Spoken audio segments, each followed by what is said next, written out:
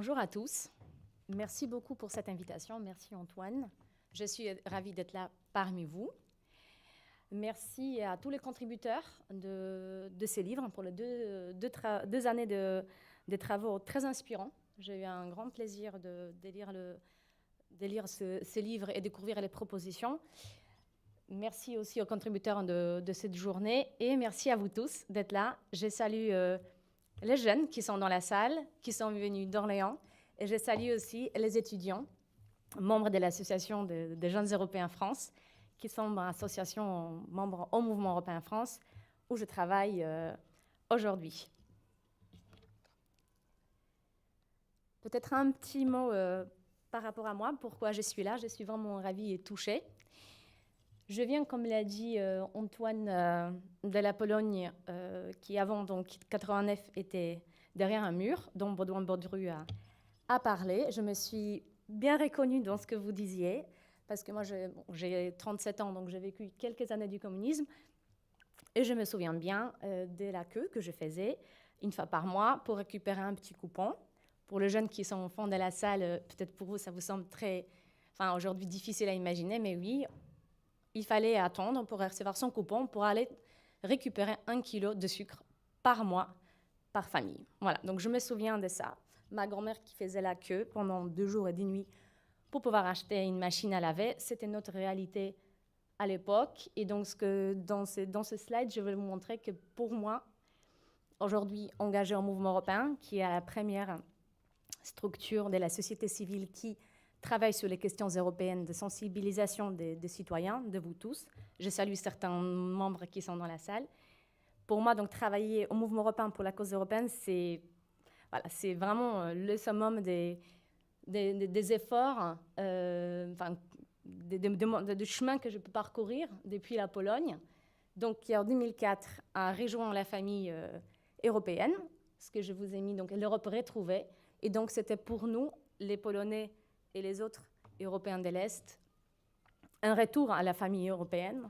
Donc, l'ouverture, l'élargissement, c'est un nouveau souffle pour nous. En 2004, 2 millions de Polonais sont partis, entre 2004 et 2005, 2 millions de Polonais sont partis aller travailler, étudier, faire des stages ailleurs, parce qu'avant, c'était tout simplement compliqué. Et avant 89, je ne vous raconte pas, ma mère s'est vue refuser 4 fois pour obtenir son passeport. Donc, c'était très compliqué pour bouger. Donc, on avait cette envie.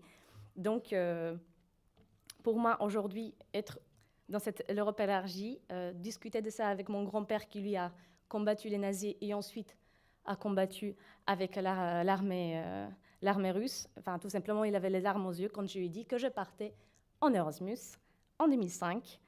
Et pour lui, c'était tout simplement une magnifique nouvelle. Donc très symbolique. Donc j'ai la chance d'appartenir à la génération Erasmus, d'avoir un enfant qui est né de la génération bébé Erasmus. Et donc tout semble très bien, sauf que ça fait 13 ans que je suis en France, que je travaille sur le terrain au Mouvement européen France, et je vois quand même ce qui se passe. Nous travaillons énormément auprès des citoyens tous les jours. Nous avons 57 sections locales aujourd'hui. Et je vois quand même, mais ça a été déjà dit, tout au long de la journée, qu'il y a un certain nombre d'informations, de facteurs qui nous inquiètent. Et donc, avant de venir ici, j'ai effectué une vingtaine d'interviews avec des Français, notamment lors de la Fête de l'Europe qui a eu lieu à Paris, mais pas uniquement, aussi par téléphone, avec des gens entre 20 et 87 ans. Et je vous avoue que quand je les ai entendus, je me suis dit, non mais je ne peux pas venir au Collège de Bernardin présenter cette vision catastrophique, ce n'est pas l'objectif, mais tout de même, j'ai voulu vous montrer qu'il y a des gens nos concitoyens sont très inquiets par rapport à la perte de pouvoir en ce qui concerne l'Union européenne. Je vous ai mis les petits slides des top 10 des puissances économiques d'ici 2050, où uniquement un pays de l'Union européenne, l'Allemagne, resterait. Et naturellement, il faut prendre en compte le développement, la croissance humaine sur la Terre. Et l'Afrique, on en a déjà parlé, comptera 10 milliards d'habitants en 2050, alors que nous, dans l'Union européenne, ce sera baissé. Deuxième slide, toujours sur les constats, parce qu'après, je donnerai quelques idées des solutions Ne vous inquiétez pas, j'aimerais bien terminer avec une note quand même positive. Ce qui manque aujourd'hui aussi, et ça on le voit tout au long de notre travail sur le terrain, et je félicite les travaux des jeunes Européens en France qui sont dans la salle, qui travaillent énormément, qui agissent énormément auprès des jeunes, que ce soit à l'école, mais aussi dans le cadre de l'éducation non formelle. C'est le monde de dialogue entre les pays. C'est la génération Z. Génération Z, ce sont les jeunes qui sont nés après 1995, qui aujourd'hui s'identifient en tant que multi-identitaires. Ils sont à la fois bretons, français, européens, etc. Et on voit aussi, grâce à la dernière étude qui a été publiée le 9 mai dernier, que les jeunes français, à 2 semaines avant le scrutin européen, à 77% disent qu'ils n'iront pas voter. Les enjeux de demain, c'est donc ce qui a été déjà dit. Enrico Letta a parlé des téléphones portables, il a fait un petit sondage dans la salle. Donc c'est l'attractivité du projet européen. Pour moi, ce qui est très important, et on le voit aussi tout au long de nos travaux auprès des concitoyens, c'est qu'il faut donner un appui aux entrepreneurs. Et je félicite l'action de la Commission européenne, qui est quand même bien visible, mais il faut continuer là-dessus pour que l'Union européenne, ça ne soit pas uniquement un projet d'histoire, voilà, un fait, mais que ce sont des choses concrètes. J'attendrai après, avec plaisir, les échanges avec les jeunes qui sont dans la salle, parce que j'ai l'impression que souvent, voilà, ça a été dit, quand on a le choix entre football et l'histoire, on choisit football ou les cours de violon, et pas l'histoire, alors que l'histoire de l'Union européenne est importante, mais ce qui est encore plus important, c'est des choses concrètes. J'en parlerai plus tard. Ce qui est aussi important, et ça a été revendiqué beaucoup dans les interviews que j'ai menées, c'est de laisser la place aux jeunes aussi dans les discussions. Parce que, notamment, pendant le vote en 2016 en Grande-Bretagne, nous avons vu que majoritairement les jeunes ont voté pour Remain et les personnes plus âgées pour sortir de l'Union européenne. Donc on voit quand même ce décalage, qui est aussi un décalage lié à la ville et grande ville et village, enfin la campagne, mais aussi ces décalages exceptionnels intergénérationnels. Mais il y a des bons signes, c'est pour ça que je reste positive. On voit quand même que les jeunes commencent à s'engager. Greta a été citée tout à l'heure pendant les colloques. Gaëtan Ricard-Niourl, on en a parlé, et le mouvement européen, les jeunes européens, ont fait partie des organisations les plus impliquées dans les consultations citoyennes. Il faut continuer à interpeller les citoyens, à les encourager à faire partie du projet. Sinon, si on continue uniquement la vision politique, technocrate, c'est perdu. Et on le voit notamment par ces 77% de jeunes qui se disent qu'ils n'iront pas voter aux élections européennes parce qu'ils n'y voient pas en fait l'intérêt et ils ne reconnaissent pas dans les programmes des partis qui sont proposés. Donc, dans ce engagement à la fois des jeunes et aussi moins jeunes, ce qui me rassure, c'est qu'il y a une augmentation de l'engagement associatif des jeunes. Donc, ça montre une certaine solidarité. C'est très réjouissant. Et également, cette mobilisation pour le climat. Et par rapport à la campagne de 2014, j'étais déjà au mouvement européen et j'ai travaillé avec nos militants pour sensibiliser les Français jeunes et moins jeunes à aller voter. Je vois cette année une différence, c'est qu'il y a une prise de conscience. Et le climat, c'est vraiment un sujet qui nous interpelle tous, et les jeunes. Et on voit bien, si on ne réagit pas au niveau européen, on va droit dans le mur. Et ça a été notamment c'est un grand point qui est présent quasiment dans tous les programmes des partis politiques qui se présentent aux élections européennes. Je vais vous parler des trois solutions, idées. Bien sûr, elles ont été en une partie déjà émises lors du colloque. C'est le rôle des médias. Je salue la dernière étude de l'IFOP des jeunes européens de l'ANASEJ. On voit qu'au final, les jeunes, ils Ils ne trouvent pas leurs informations sur les réseaux sociaux, contrairement à ce qu'on disait partout. Non, les jeunes s'informent via les journaux télévisés notamment. Donc, le rôle des médias et les écoles du journalisme, des travaux qui sont menés au sein des écoles du journalisme, est très important. Le mouvement européen a déjà fait plusieurs projets, j'en suis fière, et on continuera dans les écoles du journalisme, parce que les étudiants dans les écoles du journalisme d'aujourd'hui, c'est les journalistes de demain.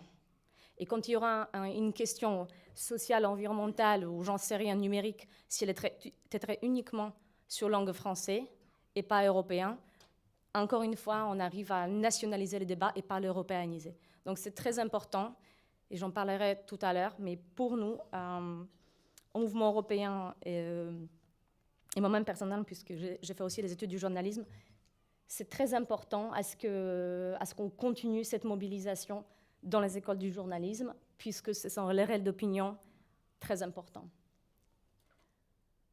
Ensuite, ça a été dit, monsieur le député Alain Lamassoure a incité sur ce point, et je salue toutes les associations, les travaux et les actions de toutes les structures qui agissent auprès des jeunes. Est-ce que vous, à Orléans, vous avez pu profiter de l'action qui s'appelle l'Europe par les jeunes? Non. OK. On se voit tout à l'heure après les colloques pour que je puisse vous en parler, parce que c'est génial. Et j'espère que ça vous permettra encore plus comprendre l'utilité du projet et votre place dans ces projets, parce que c'est vous qui allez faire l'Europe de demain. On discute aujourd'hui du futur de la civilisation. Ce futur vous appartient. Donc, c'est très important qu'on puisse échanger après. Donc, la pédagogie dans les écoles et aussi dans le lieu de l'éducation non formelle, parce qu'il y a plein de choses qui puissent être faites donc, dans le lieu de l'éducation non scolaire, dans le centre de loisirs, etc., etc. Et ça a été déjà émis par plusieurs jeunes. Le voyage au Parlement européen, que ce soit à Bruxelles et à Strasbourg, a complètement changé les révisions des choses. Et ils sont devenus vraiment beaucoup plus européens une fois quand ils sont allés sur place, quand ils ont vu le travail de l'eurodéputé, à quoi ça sert, ils ont participé aux réunions des commissions, etc., etc. Et donc, cette expérience personnelle, concrète, change beaucoup de choses.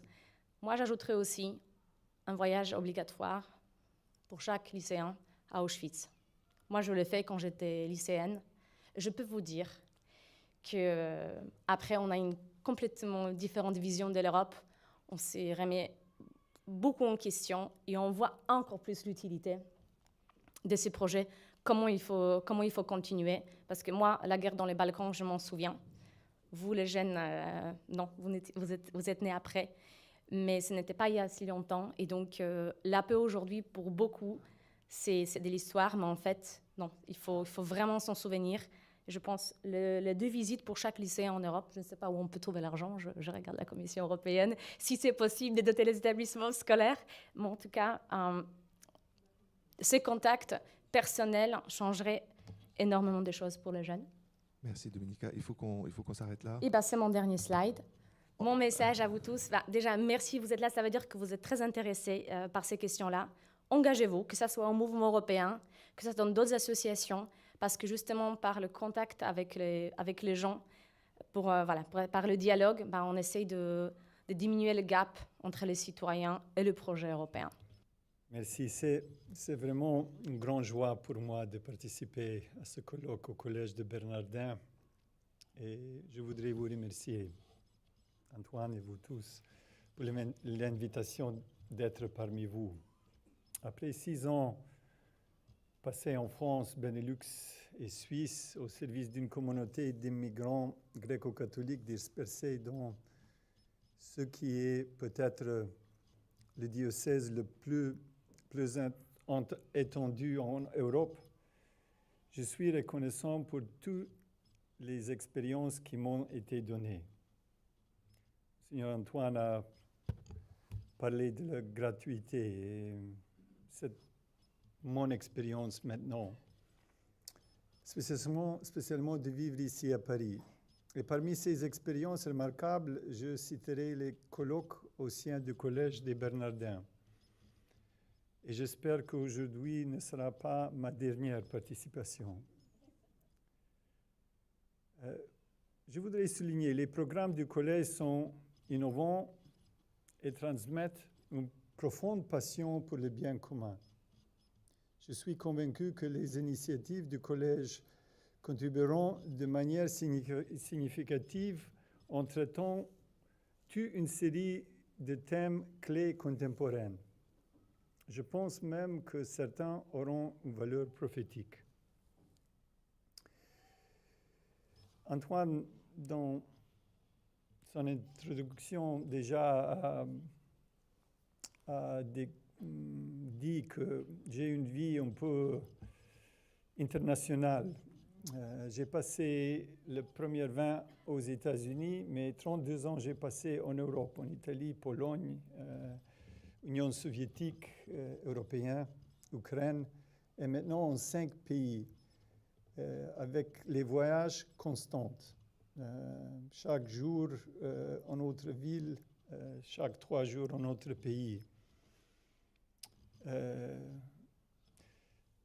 Cette diocèse européenne, avec 3 royaumes, 2 républiques, 6 langues officielles, je comprends une dizaine de langues. Presque chaque jour, j'utilise 5. Mais aujourd'hui, je parle toutes ces langues avec un accent que je qualifierais comme européen. En tant qu'historien de l'histoire d'Europe moderne et du début du XXe siècle, ma vision du monde est conditionnée par ma perception des tragédies du continent. Et je pense, Dominique, que vous avez très bien souligné qu'est-ce qui veut dire une visite à un lieu historique comme à Auschwitz. Les traumatismes génocidaires dans l'Europe moderne, comme le Holocauste, le Holodomor, la famine en Ukraine, le massacre des Arméniens, continuent de hanter les continents et le monde. Je sais hanter car ils sont comme des fantômes. Certains ne sont pas connus ni compris, voire même pire, ils sont oubliés.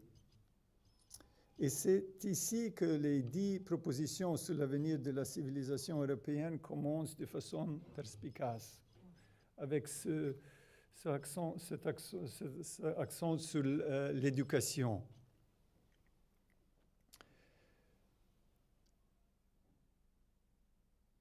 Au cours de cette journée, les présentations significatives et les voix fortes que nous avons entendues ont exprimé un grand nombre de principes vraiment authentiques et des impératifs engageants. Je n'ajouterai rien de nouveau à cette discussion sur niveau théorique. Je voudrais mettre un accent sur un point, partager avec vous l'exemple d'un témoignage et de l'autre bout d'Europe et décrit un projet qui espère contribuer à la discussion importante que vous avez menée depuis au moins 2 ans et qui est une discussion essentielle pour le futur d'Europe. Je cite notre chef Antoine Lison. « Il faut se battre s'ils veulent continuer à jouir des cafés dans la rue, des piscines municipales mixtes, du transfert des communications d'un pays à l'autre sans frais supplémentaires. Il faut se battre pour cela et c'est le moment de s'engager. » Aujourd'hui, dans une grande partie d'Europe, les chrétiens sont en retraite. L'Église est humiliée. Non seulement elle est séparée de l'État, mais on insiste que l'Église doit séparer de la société. La laïcité enferme la foi des chrétiens dans la sphère privée. Et c'est une chose peut-être audace de dire, mais La laïcité, je pense, a exprimé tout qu'elle peut exprimer. Et elle mérite d'être reconsidérée. La prédominance de l'économie et de la commerce a poussé la culture, particulièrement ce qui est construit sur un fondement chrétien, vers un domaine minimal du musée. Même nos églises deviennent des artefacts de notre passé. Et pourtant, l'incendie de Notre-Dame a attiré l'attention du monde entier. Pourquoi? Qu'est-ce que veut dire?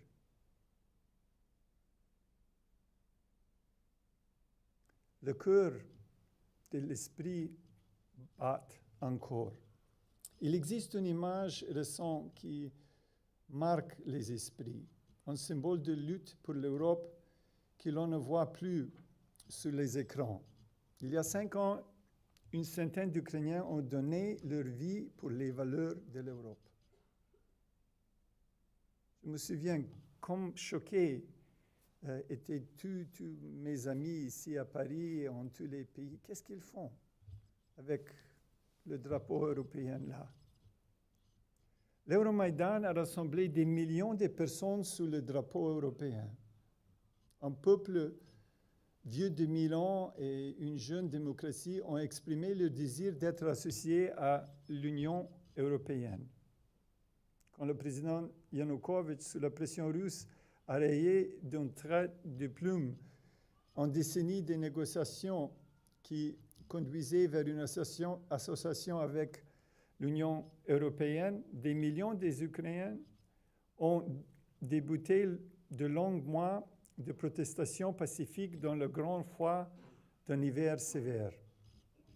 Le massacre d'innocents a créé la centaine céleste de martyrs. Leur sacrifice a choqué une nation entière et le pouvoir politique a fui le pays. Au moins, pour le moment, la différence entre bien et mal a été visible à tous. Y a-t-il une différence entre le bien et le mal aujourd'hui en Ukraine, Europe, dans le monde? Ce sacrifice pour les valeurs européennes, pour l'association et l'unité, pour la liberté, l'égalité, la fraternité, cela a changé le pays. Le changement se poursuit avec des hauts et des bas, 2 pas en avant, 2 pas en arrière, mais cela bouge. Je voudrais encourager vous tous, nous tous. La nation ukrainienne ne devait pas exister. Entre 1914 et 1953, entre 12 et 15 millions des habitants de terre ukrainienne étaient tués. 12 et 15 millions. La langue était supprimée. Kharkov, qui était la capitale dans les années 20, dans les années 80, n'avait plus une école ukrainienne. Une ville de 2 millions de personnes. Vous pouvez imaginer Lyon, je ne sais pas, ou Marseille, sans une école française. Une politique qui avait les armes nucléaires. Un service secret qui avait chaque 7e personne comme collaborateur.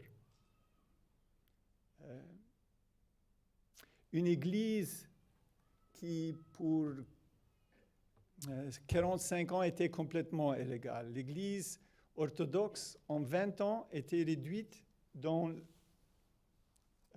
le territoire de l'Empire russe de 100 évêques à 4.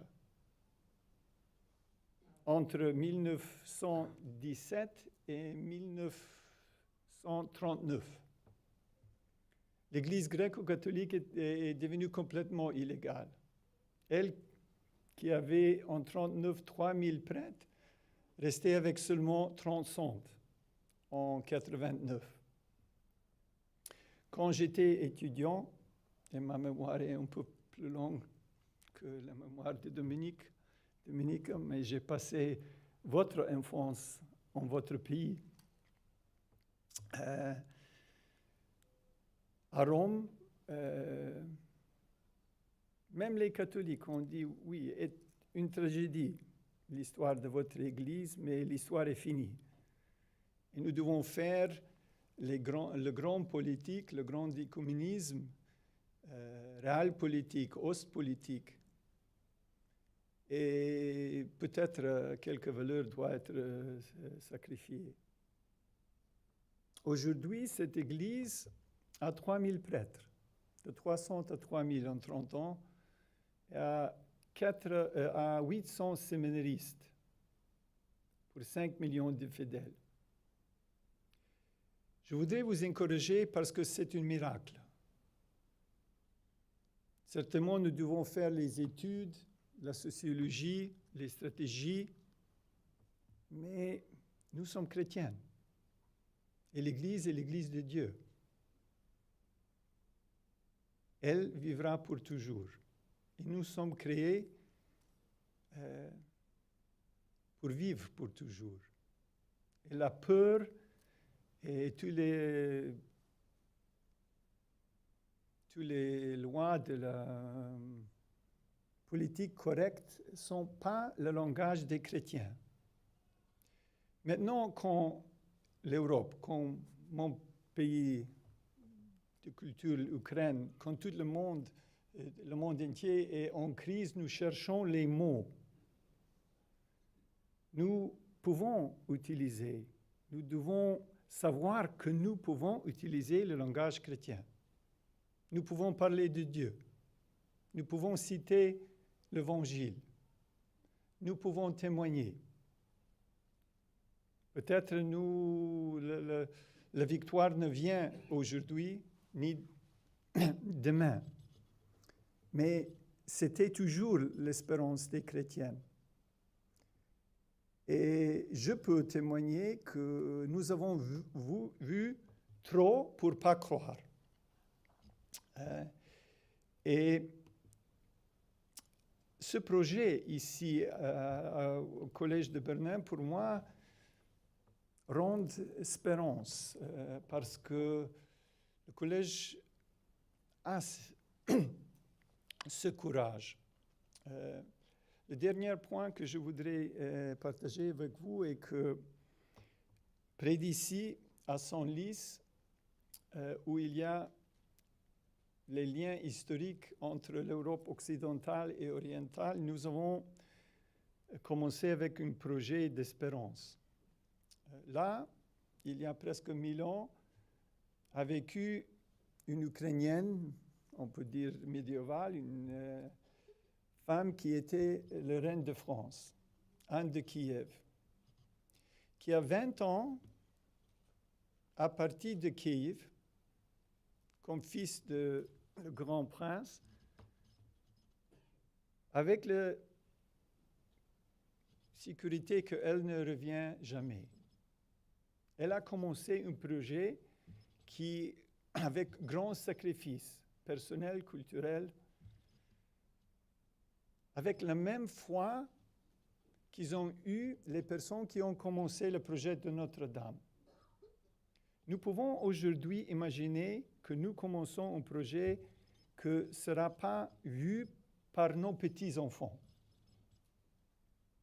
La foi des architectes, la foi des simples personnes qui ont la sécurité dans l'éternité. Nous devons parler de l'éternité parce que notre histoire et notre stratégie ne peut pas être mis seulement dans le royaume de ce monde. Autrement, nous ne sommes pas chrétiens. Ici, à Senlis, nous commençons un projet interdisciplinaire avec les historiens, les philosophes, les artistes, comme vous avez déjà fait, pour faire les résidences, les rencontres, les tables rondes, pas seulement à Senlis, mais dans beaucoup des pays d'Europe. Et nous avons une grande envie de travailler avec vous et préparer une conférence ensemble pour mai prochain. Le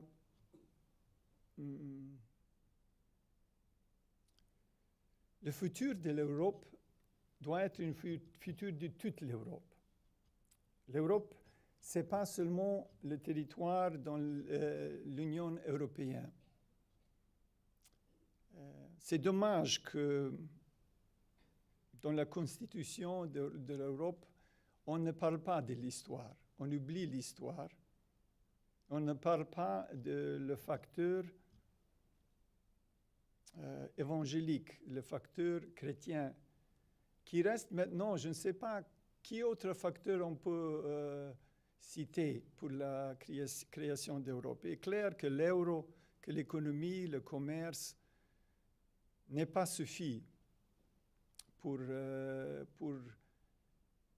inspirer une conscience européenne.